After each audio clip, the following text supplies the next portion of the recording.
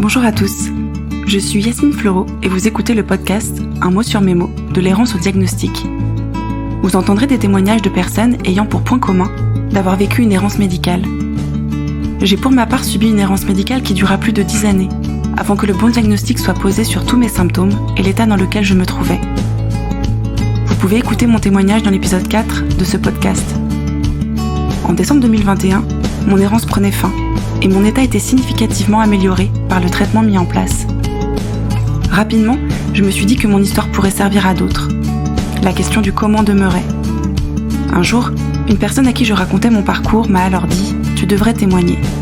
Oui, mais comment ? Quelques semaines après cet échange, naissait dans ma tête et dans mon cœur ce projet. Au travers de ce podcast, j'espère donner de la force, de l'énergie et de l'espoir aux personnes qui vivent encore dans la souffrance et sans diagnostic de celle-ci. Comment se battre et lutter quand on ne connaît pas l'ennemi qui nous accable et nous met à terre ? Comment être cru, entendu et soutenu lorsque rien ne vient expliquer l'état dans lequel on se trouve ? Je souhaite plus que tout vous dire de ne pas baisser les bras et de toujours continuer d'y croire. Je souhaite aussi redonner la parole aux personnes ayant subi une errance médicale, car pour beaucoup, leur parole n'aura été que trop peu écoutée, entendue et même parfois niée. Une partie de moi se dit aussi qu'il est possible que certaines personnes se reconnaissent dans les symptômes évoqués par mes invités et que cela leur permettra de creuser cette piste avec leur médecin et peut-être mettre fin à leur errance plus rapidement. Enfin, ce podcast est destiné à ceux qui vivent de près ou de loin à côté d'une personne ayant une pathologie chronique et souvent une maladie et un handicap invisible. Le diagnostic est une étape primordiale et souvent libératrice, mais qui signe dans la plupart des cas le début d'un nouveau combat, celui de vivre avec une pathologie chronique. Que les mots de mes invités mettent en lumière ce qui est souvent tu, caché et parfois jugé. Dans ce podcast, chaque témoignage fera l'objet d'un épisode. Je fais le choix que certaines pathologies puissent être évoquées dans plusieurs épisodes, car les parcours et les symptômes peuvent être significativement différents pour une même pathologie. Je souhaite donner un maximum de chance aux auditeurs de se reconnaître dans les témoignages afin de les aider réellement et qu'ils se sentent moins seuls.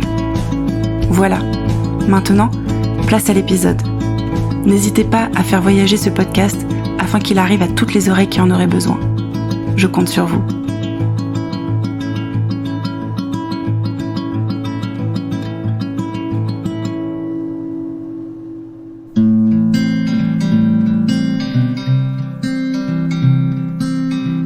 Je reçois aujourd'hui Maëlys, qui a 31 ans et qui souffre du syndrome de Gujereau-Sjogren. Malgré les médecins qui lui répètent que ses douleurs sont dans sa tête et même inventées, c'est sa détermination et sa persévérance qui lui permettront d'avoir enfin un diagnostic. Même si celui-ci ne lui a pas permis à ce jour de trouver des traitements qui la soulagent, elle vous parlera de sa manière de vivre un quotidien rempli de douleurs. Elle nous partage une véritable philosophie de vie. Ne pas laisser la maladie diriger celle-ci et continuer d'avancer en adaptant son quotidien à sa pathologie pour moins la subir et cohabiter au mieux avec elle. Son mantra est de nommer ses réussites. En effet, on a souvent tendance à les minimiser au profit de nos échecs, mais valoriser nos combats et nos victoires est primordial car ils sont bien réels et nous aident à continuer notre chemin. Pleine de projets malgré un quotidien difficile, elle vous donnera, je l'espère, le sourire, tant elle ne se laisse pas abattre. C'est une belle leçon de vie de l'écouter, et j'espère que cela aidera tous ceux qui se sentent démunis face à l'inefficacité des traitements dans leur pathologie. Je vous souhaite une très bonne écoute.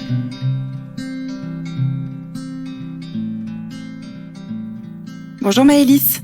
Bonjour Yasmine. Alors on s'est rencontrés sur les réseaux sociaux. Oui. Je t'ai contactée pour témoigner et tu m'as rapidement dit que tu étais partante et comme on habite très très loin, eh bien on retente l'expérience d'enregistrer à distance. Donc c'est le deuxième essai pour moi et le premier pour toi avec moi. Exactement. Alors, est-ce que tu peux nous dire de quelle pathologie tu souffres et quels sont les symptômes que tu as, s'il te plaît ? Alors, je suis atteinte du syndrome de Gujereau-Sjogren. Donc, c'est une maladie rare qui touche environ un adulte sur 10 000. Ce sont les femmes qui sont plus touchées que les hommes, généralement. Et moi, mes symptômes, c'est une très grande fatigue, des douleurs musculaires et articulaires. Je perds ma force et je suis légèrement touchée par une sécheresse de l'ensemble des muqueuses. Ok. Les symptômes peuvent être très variables d'une personne à l'autre, c'est ça ? C'est ça. On n'est pas obligé d'avoir tous les symptômes. Et la difficulté de la maladie, c'est qu'on peut aussi ne pas avoir les anticorps à la prise de sang, mais être atteint de cette maladie. D'où malheureusement l'errance médicale qui peut durer plusieurs années. D'accord. Est-ce que tu peux nous dire quand est-ce qu'ont commencé les premiers symptômes et à peu près à quel moment? Alors les premières douleurs, aussi loin que je me souvienne, ça a commencé vers l'âge de 11-12 ans, donc vraiment très très tôt. Mais forcément, mes parents me disaient que c'était des douleurs de croissance. C'est vrai qu'on pense pas que son enfant va être malade, et c'était possible qu'il y ait aussi des douleurs de croissance. Et je me souviens, je me revois dans mon lit de petite fille à passer des nuits à m'étirer les bras, à m'étirer les jambes. Ça me soulageait seulement quelques secondes, mais vraiment des nuits blanches, je ne faisais que ça. C'est à l'âge de 18 ans, donc en 2010, où là, les douleurs s'intensifient. Donc je commence à me dire qu'il y a un problème. Mais je tombe sur des médecins qui ne m'écoutent pas, qui me disent que c'est pas grave, c'est le stress ou perdre du poids et puis tu verras, ça ira mieux. Et non, non, j'ai tout essayé de me relaxer, de perdre du poids. Non, ça ne fonctionne pas. Donc là, je me dis déjà, ça va être très compliqué. Je sens déjà à ce moment-là que ça va être un parcours difficile. Donc j'ai un caractère qui fait que je suis tenace. Ça peut être aussi positif que négatif. Là, ça m'a bien aidée. Et en juillet 2014, je faisais des études d'aide-soignante. Je sens que ça va pas. Le premier jour de stage, j'ai du mal à descendre de la voiture déjà, donc ça c'est pas normal. C'était vraiment un stage qui était absolument merveilleux. J'adorais l'école, j'adorais. Donc voilà, ça n'était pas lié au stress. Je me sentais très bien. À ce moment-là, je dois aider une patiente à se lever, une patiente qui était un vrai poids plume, et je manque de la faire tomber. Donc là, ça a été vraiment stop. Je peux pas mettre mes patients en danger, je ne peux pas me mettre en danger. Là, il y a quelque chose qui va pas, vraiment. Donc je décide de stopper les études pour prendre le temps de prendre soin de moi. Oui, du coup, c'était une faiblesse musculaire, c'est ça, qui faisait que tu as failli la faire tomber? Tout d'un coup, tu n'avais plus de force dans les bras? C'est ça. J'ai vraiment senti la différence entre le stage un mois auparavant où j'ai aidé quelqu'un qui faisait le double de mon poids et je suis arrivée à l'aider. Et là, c'est cette dame qui était vraiment ultra légère. J'ai manqué de la faire tomber. Heureusement pour moi, j'avais pris les précautions, donc elle a rien eu, elle va très bien. Mais là, je me suis dit, c'est pas possible. En un mois passé, il y avait 60 kilos de différence entre les deux personnes. Il y a un problème. Je me sentais déjà faible. Mais bon, c'est peut-être la fatigue. C'est vrai, c'était fatigant quand même, c'est physique. Mais non, c'était pas possible. Là, c'était vraiment stop. Il y a mise en danger, il faut faire quelque chose. D'autant plus que vers l'âge que tu avais, donc à 18 ans, on peut imaginer que la croissance, elle est vraiment sur la fin et qu'on ne va plus beaucoup grandir encore, voire plus du tout. Et donc, du coup, cet argument-là ne tenait plus. C'est ça. Au bout d'un moment, me dire que c'est les douleurs de croissance, c'est plus possible. Surtout que là, c'était plusieurs années après. J'avais 22 ans à cette époque-là. Donc, 22 ans, on sait que la croissance est terminée. Oui, le stress de l'école, mais c'était des faux arguments en fait, parce que clairement, j'avais un médecin qui non seulement ne me croyait pas, qui s'était mis dans la tête que j'exagérais tout, et qui clairement n'avait pas envie de prendre du temps avec moi pour chercher ce qui n'allait pas. Ok, donc tu décides d'aller voir d'autres médecins, des spécialistes. Tu vas vers quelle solution pour toi? Alors, c'est là que le parcours commence. Je vais voir mon médecin de famille parce que j'ai que lui à proximité. Et donc, ce premier médecin, toujours le même discours. T'es stressé, il faut que tu perdes encore du poids, c'est dans la tête. Il m'a quand même dit, tu n'as aucun symptôme et le peu que tu as, tu exagères. Merci, ça fait plaisir. Là, je me dis, ok, je change de médecin. Je lui ai juste demandé une prise de sang. J'ai pas eu cette prise de sang. Je vois que dans la ville d'à côté, il y a un médecin que j'ai vu quelques fois quand j'étais petite. Voilà, j'avais pas envie d'aller voir un inconnu, en fait. Je me suis dit, ils me connaissent, mais ils vont peut-être être attentifs. Ce deuxième médecin, pas de souci. Je suis avec toi. Je me dis, ok. Je commence à souffler, à me détendre. Il me fait ma prise de sang. Je retourne le voir pour lui faire lire cette prise de sang. Et j'ai appris qu'entre-temps, il a été en contact avec le premier médecin. Donc, le compte-rendu de la prise de sang, il est resté sur la table. Il ne l'a pas lu. Et il m'a tapé sur la tête en me disant « Tu inventes tout, c'est dans ta tête. » Oh là là. C'est horriblement violent. Il n'a pas regardé les bilans ? Il n'a rien regardé. Il a appelé le premier médecin parce que j'ai fait l'erreur de dire le docteur un tel n'a pas voulu me faire de prise de sang. Donc il l'a appelé certainement pour lui dire pourquoi tu n'as pas fait de prise de sang. Et donc le premier médecin a dû lui dire c'est quelqu'un qui invente, qui n'a rien du tout, elle va très bien. Je pense que c'est pour ça. Et donc là, je me dis mais en fait, je fais quoi ? J'en parle à une amie qui me dit ma généraliste est super. OK. Là, je me dis je vais voir cette généraliste après stop. Le bilan sanguin, à la lecture, je sais pas si tu savais le lire, mais il y a les normes qui sont notées, donc on peut quand même sans savoir le décrypter, voir s'il y a des normes qui sont en dessous ou au-dessus. Est-ce qu'il était perturbé, ce bilan sanguin, ou a posteriori, est-ce que tu as vu qu'il était perturbé ? Alors, c'était une prise de sang. J'ai eu une prise de sang plus complète après. Donc là, c'était vraiment la prise de sang basique pour un bilan, et en fait, elle était tout à fait normale. Et je décide d'aller voir la généraliste de mon ami. Je vais voir cette généraliste. Dans ma tête, déjà grosse crise d'angoisse avant d'aller la voir, en me disant elle va me dire pareil que les autres. C'est obligé. Et là, je me dis si elle me sert le même discours, j'arrête tout.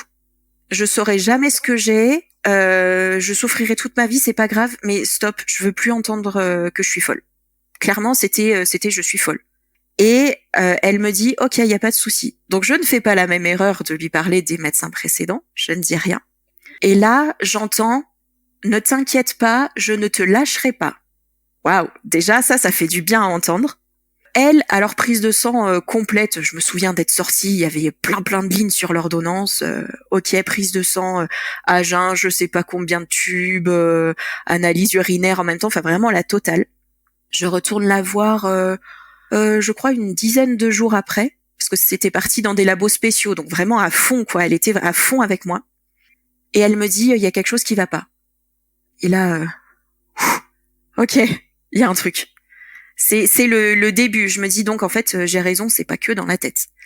Elle me dit, le taux d'anticorps est beaucoup trop élevé. C'est pas normal. Et elle finit par me dire, par contre, c'est plus de mon ressort, là, je ne connais pas. Elle me dit, je suis désolée, je ne sais pas quoi faire. Et je lui dis, mais merci. Je préfère un médecin qui me dise vraiment, je sais pas, plutôt qu'un médecin qui me dise, non, t'es folle. Donc, elle m'a orientée vers un neurologue qui, lui, n'a rien trouvé et qui m'a orientée vers une première rhumato. Et encore 1 an après d'examen, là, elle a pu trouver le nom de la maladie.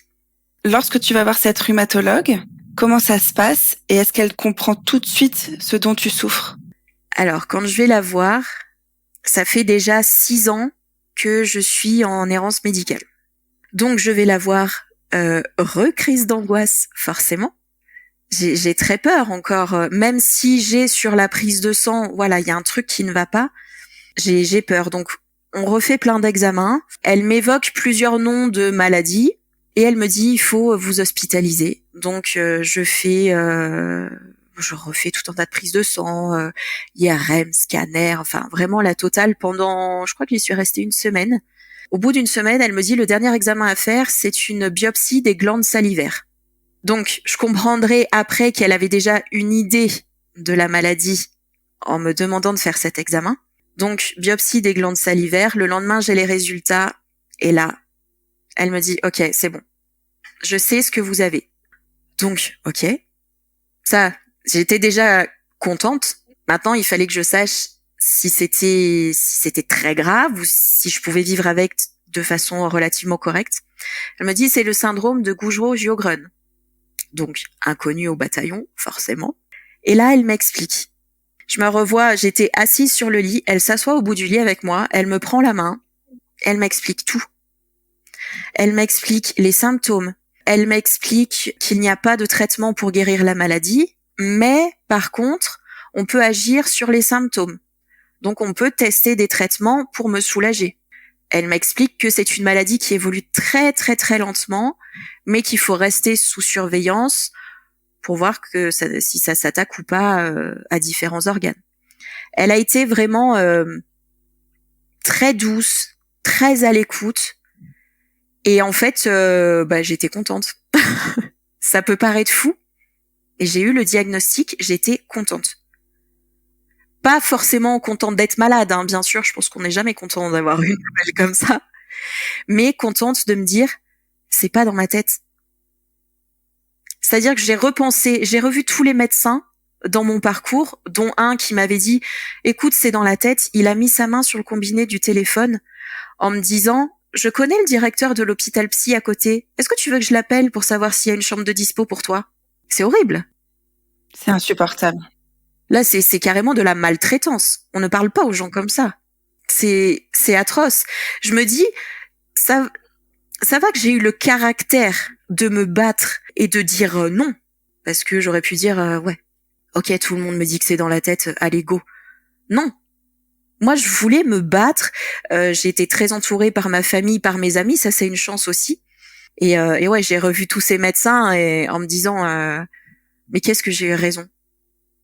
Qu'est-ce que j'ai eu raison de me battre. Ça m'a coûté énormément d'énergie, mais qu'est-ce que j'ai eu raison de me battre. Et d'avoir la chance de tomber sur un super médecin.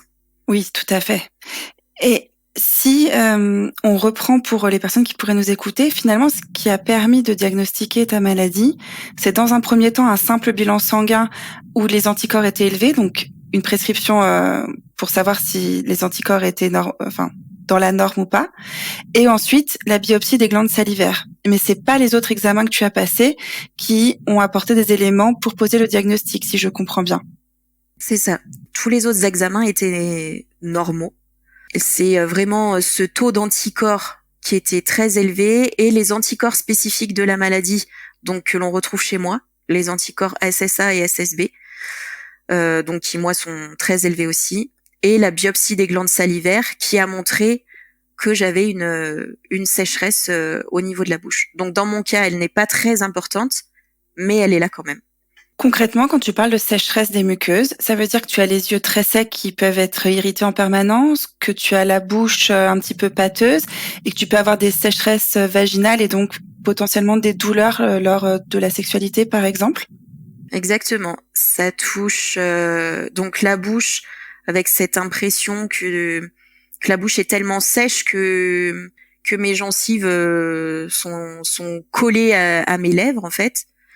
Cette impression d'avoir parfois du sable dans les yeux, la peau aussi qui me démange et qui s'en va un petit peu parfois très sèche, et oui, les douleurs vaginales, donc douleurs pendant les rapports. Du coup, avec le diagnostic, qu'est-ce qu'elle te propose d'essayer et de mettre en place pour tous ces symptômes? Donc, on a compris les sécheresses, mais aussi toutes les douleurs articulaires et musculaires, c'est ça? C'est ça. Elle me propose une thérapie sur 1 an. Je commence avec quelque chose d'assez lourd qui se soldera par un échec en fait. Au bout d'1 an, elle me dit c'est un échec thérapeutique. Donc j'étais sous immunosuppresseur et cortisone à assez haute dose. Donc ça a été difficile. Déjà la cortisone m'a fait changer physiquement. Ça m'a fait prendre du poids que j'avais eu du mal à perdre. Ça m'a fait gonfler au niveau du visage. J'étais très très gonflée. Et puis difficile d'entendre c'est un échec thérapeutique. Je le savais parce que clairement je voyais pas de différence. Mon état ne s'était pas dégradé, mais il s'était vraiment pas amélioré. Donc je le savais. Mais c'est vrai que 1 an à prendre ces médicaments, c'était des prises de sang toutes les semaines. Donc ça, c'est aussi très contraignant. Il faut surveiller la maladie, mais surveiller les traitements aussi. Et puis se dire, en fait, 1 an pour rien, quoi. C'est une maladie qui évolue par poussée ou les douleurs sont absolument continues? Alors, j'ai mal tout le temps. Je ne sais plus ce que c'est que de ne pas avoir mal. C'est la douleur comme un bruit de fond, en fait. Elle est toujours là et c'est ce qui est aussi très très fatigant. Mais je peux aussi avoir des périodes de crise. Alors maintenant, j'apprends à reconnaître. Je sais quand la crise va arriver. Je commence à avoir les ganglions un peu gonflés. Et là, je sais qu'à peu près 2 jours après, crise de douleur assez intense. Donc ça aussi, au bout de quelques années, on se connaît, on connaît la maladie et comment réagit son corps. Mais oui, une douleur de fond et des périodes de crise assez intenses.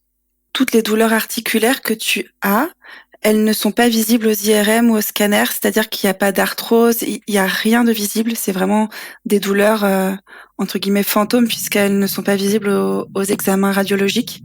C'est ça. C'est la maladie invisible, le handicap invisible. Et malheureusement, dans la tête de beaucoup de personnes, et donc probablement des médecins que j'ai rencontrés en début de parcours, ce qui ne se voit pas n'existe pas.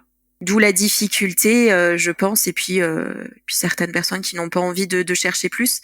Si ça ne se voit pas, c'est que ça n'existe pas. Lorsque ton rhumatologue fait le constat d'un échec thérapeutique avec ce premier traitement donc très lourd, qu'est-ce qu'elle te propose de mettre en place?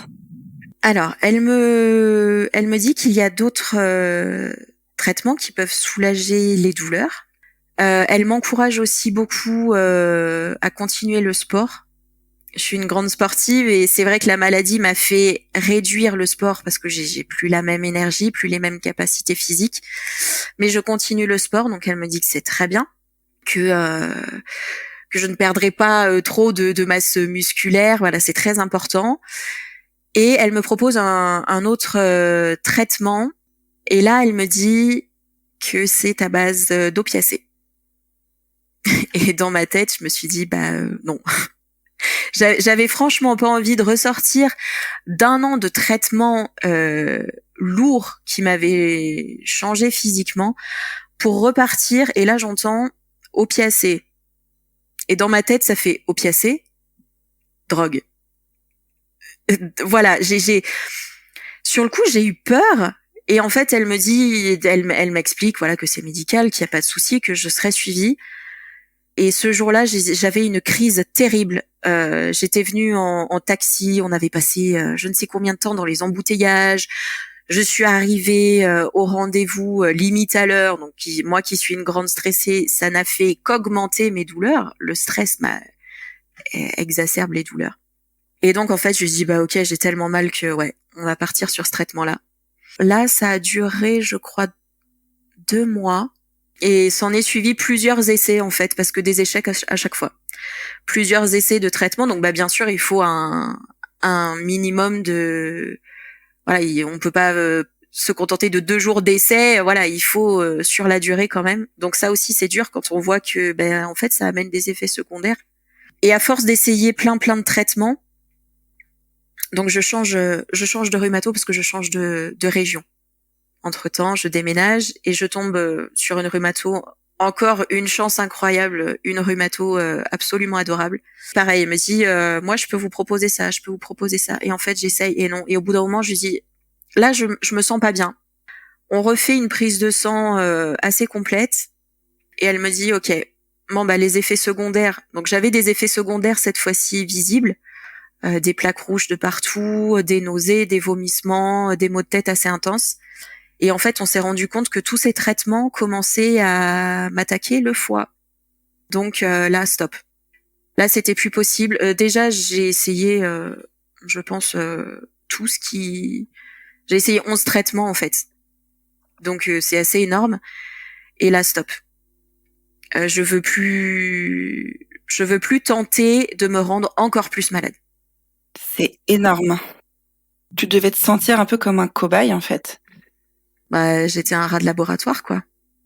Alors je sentais qu'elle voulait m'aider, hein. Vraiment. J'ai eu une chance incroyable d'avoir vraiment des médecins top. Elle voulait m'aider, mais c'est vrai qu'au bout d'un moment, même mentalement, c'était plus les premiers essais de médicaments où je me disais, allez, c'est bon, cette fois-ci ça va marcher, on y croit, je le sens bien cette fois-ci. Là, non. À chaque fois, c'était ouais, ça va encore se terminer comme les autres. J'en pouvais plus en fait, j'en avais marre. Est-ce que tu as au moins des médicaments, on va dire, très ciblés sur les symptômes, par exemple de la sécheresse oculaire, avec des gouttes qui te soulagent, des solutions avec, par exemple, je sais que à la ménopause, il y a la possibilité d'avoir des ovules au niveau vaginal pour justement avoir plus de lubrification et moins de sécheresse. Est-ce qu'il y a ce genre de traitement, on va dire, un petit peu palliatif de cet état de sécheresse, ou même pas, ou ça non plus, ça ne marche pas? Ça existe, mais mais encore une fois, sur moi, non, ça fonctionne pas. J'ai essayé un traitement, je mettais beaucoup d'espoir dans ce traitement, vraiment. C'est le dernier que j'ai essayé, c'était il y a 2 ans. C'est vraiment le dernier que j'ai essayé pour la sécheresse. Et en fait, même à la plus petite dose, on m'avait prévenu que ça pouvait me faire transpirer, que je pouvais avoir chaud. Je me souviens très bien que j'ai essayé ça en plein hiver. Et à la plus petite dose, le plus petit dosage, on pouvait pas faire plus petit. Et j'étais en nage. Au bout de 2 jours, j'étais en nage. Je me sentais pas bien. Comme un espèce de gros état grippal et vraiment je transpirais. Donc non. Là par contre, j'ai arrêté tout de suite. Je préfère, ça peut paraître fou, hein, je préfère rester avec mes douleurs plutôt que d'avoir des traitements qui risquent de me rendre encore plus malade. Je pense que j'en ai trop essayé, j'en ai trop bavé et je veux plus. Donc aujourd'hui, il n'y a aucun traitement que tu prends, il n'y a rien qui soulage tes douleurs, c'est ça? C'est ça. Aujourd'hui, je n'ai plus aucun traitement. Donc ça fonctionne sur certaines personnes, hein. Que soyez rassurés, ça peut fonctionner. Voilà, c'est moi, ça ne fonctionne pas sur moi. Donc aujourd'hui, je n'ai aucun traitement. Les jours où je me sens bien, je fais du sport parce que le sport, j'adore ça. Je suis une droguée du sport. Et ça me fait du bien non seulement physiquement, mais mentalement aussi. Je m'évade avec le sport, ça me fait un bien fou. Et les jours de crise où je me sens moins bien, je reste à la maison. J'ai un petit garçon qui connaît la maladie de maman et qui sait que quand c'est un jour où ça va, on peut sortir, on peut faire une balade, on peut aller courir dehors. Et les jours où maman se sent moins bien, où maman a mal, on fait des jeux plus calmes, on reste un peu plus sur le canapé à lire des histoires. En fait, maintenant, ma solution, c'est pas les traitements, c'est adapter mon quotidien. Comment ton entourage le vit? Est-ce qu'il est soutenant? Parce que j'imagine que ça doit être difficile aussi pour eux de savoir que tu souffres tout le temps et qu'il n'y a rien pour te soulager. C'est difficile parce qu'ils se sentent impuissants eux aussi, alors que clairement, ils peuvent pas faire grand-chose. Mais ils sont à l'écoute et si j'ai besoin d'aide pour faire quoi que ce soit, ils sont là. Par exemple, si vraiment j'ai trop mal au bras, plusieurs fois c'est mon mari qui est venu me laver les cheveux. Voilà. Si je suis pas assez en forme pour faire le ménage, c'est pas grave, il fait le ménage lui le soir en rentrant. C'est cette chance, c'est très très important vraiment d'être bien entouré et d'oser demander. C'est pas facile de demander de l'aide, vraiment. Mais d'oser dire là, je peux pas. Là, j'ai trop mal, je peux pas, je suis pas capable aujourd'hui de passer l'aspirateur. Voilà, il faut que tu m'aides. Tu disais que tu avais un petit garçon. Est-ce que dans cette maladie-là, et pour toi en l'occurrence, la grossesse a été un moment de répit? Alors, encore une fois, je pense que je suis un cas et j'ai tout collectionné. On dit souvent que pendant la grossesse, la maladie se met en sourdine. Bon, pas chez moi. Hein. Voilà, pas chez moi. J'ai toujours eu mes crises de douleur.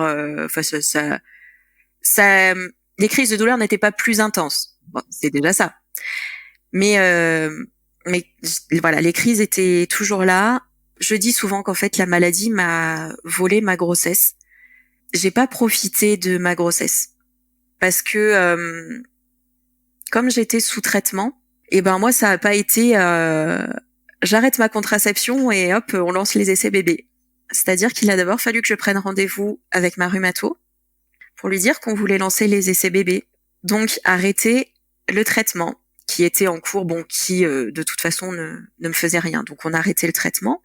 Une fois qu'on a eu l'aval de la rhumato, on a pu lancer les essais bébés.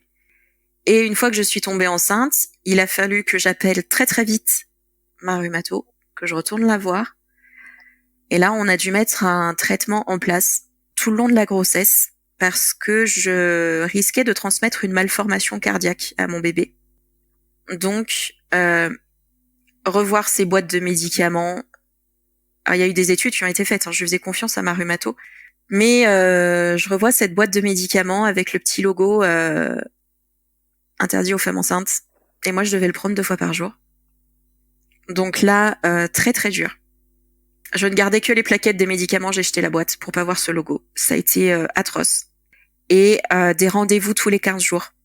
Tous les 15 jours, j'avais une échographie pour voir son cœur, pour écouter son cœur. C'était des examens qui étaient très très longs. En plus, je suis tombée enceinte période Covid, donc toute seule. Je devais aller toute seule au rendez-vous, donc très stressant. Qui dit stress, dit douleur plus intense. J'ai pas profité de ma grossesse en fait. Je me rattrape au positif en me disant que certes la maladie c'est difficile en plus quand on est enceinte, mais bon au moins j'ai eu des échos tous les 15 jours, je voyais mon bébé souvent. Voilà, on se raccroche au positif. Les inquiétudes par rapport au bébé, c'était parce que le syndrome que tu as est héréditaire et que tu peux le transmettre et donc il y a un souci cardiaque, ou c'était par rapport aux effets secondaires des traitements que tu prenais? Alors, rien à voir avec les traitements, c'est uniquement dû à la maladie. Je ne peux pas transmettre la maladie, qui n'est pas génétique, qui n'est pas héréditaire, mais c'est une malformation cardiaque. Donc, c'est-à-dire que soit, si malheureusement il y avait une malformation, soit c'était à ce qu'on m'a dit à ce moment-là, soit c'était une malformation trop grave, inopérable, et donc il fallait mettre un terme à la grossesse, soit on savait qu'il y avait malformation, on pouvait mener la grossesse à terme, mais dès la naissance, il y avait opération. Donc, la peur de perdre mon bébé, la peur d'une opération dès la naissance, ce traitement avec le petit logo sur la boîte, interdit femme enceinte à prendre 2 fois par jour, plus le stress d'aller seule aux examens en me disant oh là là, j'espère que tout va bien, mais qu'est-ce qu'on va me dire encore aujourd'hui? Vraiment, j'ai pas profité et j'étais un peu en colère à cette période-là. Me dire la maladie, elle me vole ma grossesse, vraiment, c'était mon ressenti. Ton petit garçon, il va bien? Il a pas eu une malformation cardiaque? J'ai un petit garçon qui est en pleine forme. Il va très très bien. Il est au courant de la maladie. On lui explique avec des mots simples. Il a 3 ans aujourd'hui. On lui explique que maman elle a une maladie qui ne se voit pas parce que parfois il soulève mon bras pour chercher le mal. Donc je lui dis que non, c'est à l'intérieur de mon corps. Que quand maman dit qu'elle est fatiguée et qu'elle ne peut pas aller courir dehors, c'est pas que maman n'en a pas envie, c'est que la maladie, aujourd'hui elle est là très très fort. Et en fait, même pendant la grossesse, je lui en parlais, je lui en parle. Maintenant, c'est quand il me pose des questions, mais vraiment, je lui en parlais régulièrement. Et donc, j'ai un petit garçon qui est très attentif à sa maman. Oui, les enfants sont merveilleux pour ça aussi. Ils s'adaptent. Ils s'adaptent à toutes les situations. Est-ce que tu es en capacité de travailler? Est-ce que tu as mis en place des demandes de reconnaissance pour ton handicap à ce niveau-là, au niveau administratif, où est-ce que tu te situes? Alors j'ai une reconnaissance de travailleur handicapé, sachant que pour moi c'est très difficile. J'ai travaillé donc avec ce papier de reconnaissance de travailleur handicapé. Et en fait, j'ai pas réussi. Je ne tiens pas assise longtemps, je ne tiens pas debout longtemps. Je peux pas être longtemps devant un écran, ça me fait très mal aux yeux. Je peux pas porter de charges lourdes. Que c'est très très difficile de trouver un travail. Donc oui, j'ai cette reconnaissance de travailleur handicapé. Je n'ai droit à rien d'autre. Donc j'en ai profité pour me dire, t'as réussi la bataille des médecins. Hein. T'es assez forte pour adapter ton quotidien. Donc tu vas monter ton entreprise. Voilà, je continue à m'adapter. La maladie fait partie de moi, mais la maladie ne dirigera jamais ma vie. Donc je suis assez fière de monter mon entreprise en ce moment. Oui, tu peux, bravo, c'est génial. Est-ce que je peux te demander quel est le style de cette entreprise ? Qu'est-ce que tu souhaites développer dans cette entreprise ? Alors, je fais de la décoration et des accessoires en macramé. J'ai toujours adoré les activités manuelles, donc là, j'ai trouvé, je m'éclate. Et parallèlement à ça, j'essaye le plus régulièrement possible le compte Mon Petit Gougerot et je reçois plein de messages qui me disent merci d'en parler, merci de répondre aux questions et en même temps j'ai envie de dire merci à ceux qui me suivent parce que Mon Petit Gougerot ça aide d'autres personnes mais c'est clairement ma thérapie à moi aussi. Je vois tout à fait ce que tu veux dire. C'est vrai que j'ai commencé ce podcast pour aider les autres. J'avais vraiment cette intention-là en tête. Et depuis qu'il est lancé, je me rends compte que ça me fait un bien fou à moi aussi. Que pour moi, c'est très salvateur d'échanger avec des personnes qui, même s'ils vivent pas la même pathologie que moi, savent ce que c'est que d'avoir mal tous les jours. Je fais des rencontres incroyables par Instagram. C'est complètement dingue ce qui se passe. Moi qui étais très frileuse des réseaux sociaux, qui avait même peur des réseaux sociaux, je me rends compte que là, je suis même en train de créer, je crois, une amitié avec l'une des personnes des réseaux sociaux qui me suit et on échange très souvent. On se raconte plein de choses alors qu'on s'est encore jamais rencontrés et c'est génial et c'est un vrai soutien finalement au quotidien parce que, comme je le dis régulièrement, même si l'entourage est très bienveillant, il y a qu'avec une personne qui sait ce que c'est que d'avoir une maladie chronique et invisible, qui peut vraiment comprendre et donc moi j'avais un sentiment en tout cas beaucoup de solitude et en ce moment ça me fait beaucoup de bien. C'est important d'en parler pour sensibiliser et c'est important aussi pour nous, c'est un exutoire en fait. On m'a proposé, il faut savoir que c'est possible, on m'a proposé un soutien psychologique que jusqu'à présent j'ai toujours refusé. En fait malheureusement par mon parcours, j'avais pas envie de me dire je vais encore rencontrer un médecin inconnu, devoir tout expliquer. Et même des années après, j'ai le diagnostic. J'ai toujours dans mon portefeuille le papier avec le diagnostic. Et j'ai toujours cette peur, malheureusement, des médecins. Même quand je vais chez ma généraliste je suis allée pour une rhinopharyngite. Et pourtant, j'ai fait une crise d'angoisse. Ça n'avait rien à voir avec la maladie. J'ai fait une crise d'angoisse. Je sais pas si cette angoisse s'apaisera un jour, mais voilà. Et c'est vrai qu'en refusant ce soutien psychologique, il fallait que je trouve une autre manière d'en parler. J'avais besoin. Et j'ai un autre projet qui est en cours, qui commence à prendre forme, puisqu'en ce moment, mon petit garçon me pose beaucoup de questions sur la maladie, sur ce que ça fait, où elle est la maladie, comment on sait que maman elle est malade. Je me lance dans l'écriture d'un livre pour enfants. Donc je sais que ça a déjà été fait et je trouve ça, il y a d'autres personnes qui ont déjà écrit pour les enfants, je trouve ça juste super de sensibiliser dès le plus jeune âge. C'est tellement important pour inclure tout le monde. Je pense qu'on a une société qui est tellement égoïste et individualiste que dès tout petit, leur montrer que on peut être différents les uns des autres. Voilà. Donc, je me lance dans l'écriture. C'est génial, c'est des très très beaux projets. J'espère que tu nous donneras des nouvelles de tous ces projets-là.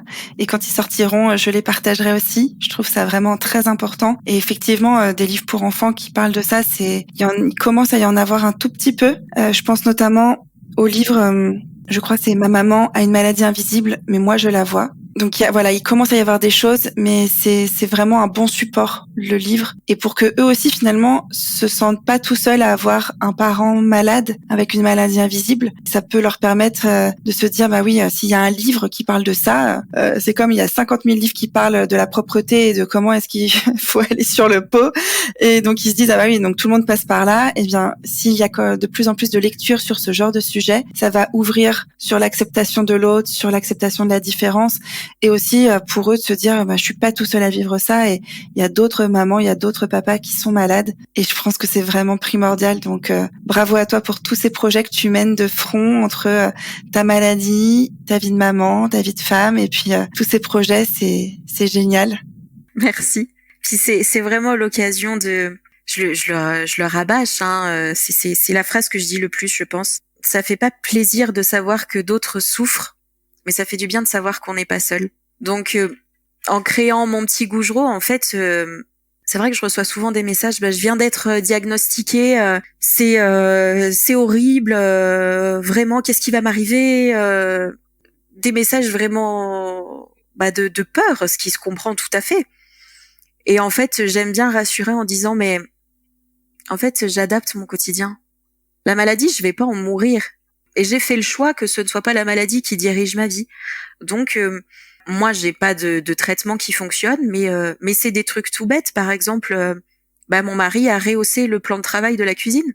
Mes placards, alors mes placards, ils sont rangés d'une façon un peu différemment, mais ce qui est trop lourd, je le mets à portée, comme ça j'ai pas à me baisser, j'ai pas à lever les bras au risque que ça me tombe dessus. En fait, voilà, c'est même s'il y a pas de traitement, il y a toujours un truc. C'est pas facile, hein. C'est pas facile vraiment de rebondir. Et c'est normal d'avoir parfois le moral dans les chaussettes, d'avoir envie de baisser les bras. C'est tout à fait normal. Mais j'ai envie de partager un truc positif, de dire que ouais, c'est dur, c'est fatigant moralement, physiquement. C'est important d'être entouré parce que la maladie nous atteint nous, mais en fait, elle a des répercussions sur tout l'entourage. Il y a toujours un truc pour s'en sortir, en fait. Je me dis parfois quand il y a des jours où ça va pas, et c'est ce que j'ai envie de transmettre. Quand j'ai envie de baisser les bras, je me dis mais en fait, retourne-toi, regarde derrière toi. T'as réussi à te battre contre, je crois que j'ai eu 5 médecins qui m'ont dit que j'étais folle. T'as réussi à passer ça. T'as réussi à, alors, ça a mis plusieurs mois, mais j'ai réussi à accepter la maladie. J'ai réussi à avoir un bébé qui va très bien, avec tous les examens autour de la grossesse qui étaient lourds. Je réussis à faire du sport. Voilà. En fait, il y a des choses qu'on réussit. On a envie de baisser les bras, mais on a cette force en nous. Vraiment, ceux qui nous écoutent, c'est dur, mais regardez derrière vous et vous l'avez, cette force pour vous battre. Oui, c'est un beau message que tu veux faire passer et que tu fais passer. Et merci pour ça. Il y a aussi peut-être pour toi, la médecine avance très vite et continue les recherches. On peut peut-être espérer aussi pour toi qu'un nouveau traitement voit le jour dans les prochaines années et que celui-ci te soulage. Je l'espère. Toujours garder espoir, oui, j'espère. Et je pense que maintenant, je me sens prête. Ouais, je pense que si mon rhumatome disait il y a un nouveau traitement, ouais, je pense que je serais partante. Est-ce qu'il y a une dernière chose que tu voudrais dire aux personnes qui sont encore dans l'errance ou qui viennent d'avoir le diagnostic? Aux personnes qui sont encore dans l'errance et qui souffrent de ne pas être entendues, c'est difficile, mais alors c'est un conseil que je donne qui peut paraître fou, mais changer de médecin. Comme moi, par un médecin qui, clairement, c'est de la maltraitance. Hein. Quand t'entends t'es folle, là, c'est de la maltraitance pour moi. Il faut trouver un médecin. Faut pas rester dans la douleur comme ça.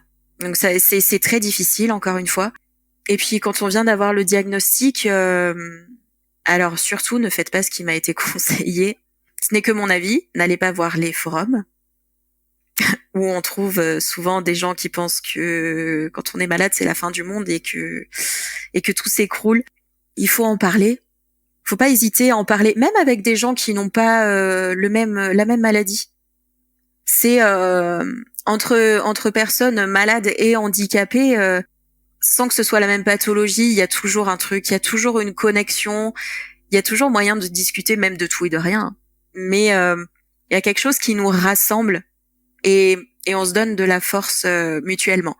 Donc oui, en fait, en parler, sensibiliser, et puis j'ai l'espoir qu'un jour, mais tout le monde sera sensibilisé au handicap invisible et qu'on nous dise pas, t'es debout, ça se voit pas, t'es pas malade.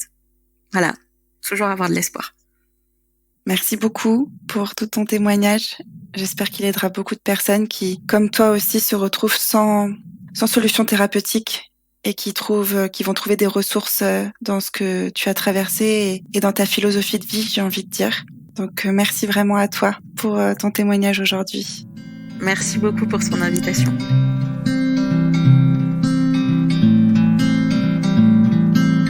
Merci encore Maëlys pour ton témoignage. Je te souhaite beaucoup de réussite dans tous tes projets. J'espère que le témoignage de Maëlys vous aura fait du bien et vous aidera à relever les défis que vous vous lancez dans votre vie. Vous pouvez vous abonner au podcast pour connaître la sortie des prochains épisodes et suivre celui-ci sur sa page Instagram, Un mot sur mes mots. Je vous dis à très bientôt pour un nouvel épisode.